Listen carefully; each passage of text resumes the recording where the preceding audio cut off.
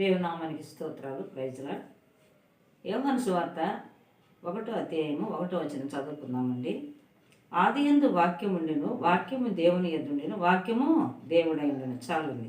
క్రీస్తునందు ప్రియమైన దేవుని బిడ్డలారా, ఆదియందు వాక్యం ఉండెను, వాక్యము దేవుని యందుండెను, వాక్యము దేవుడై ఉండెను అంటున్నాడు. ఆయన పరిశుద్ధుడు.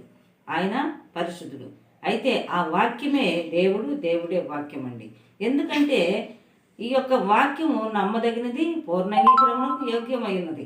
క్రీస్తునందు దేవుని బిడ్డలారా, ఈ యొక్క తిమోతి మొదటి పత్రికలో ఏముందంటే ఆ వాక్యమే నమ్మదగిన దేవుడు. అయితే అదేవిధంగా ఇక్కడ ఏమంటున్నాడంటే ఆ వాక్యము శరీరధారి అయి కృపాసత్య సంపూర్ణంగా మన మధ్యకు వచ్చెను. ఎందుకంటే ఆది యందు వాక్యము ఉండెను, వాక్యము దేవుని యందును, వాక్యము దేవుడైండును. ఆ వాక్యమే మన మధ్యకు వచ్చింది. ఆ వాక్యము శరీర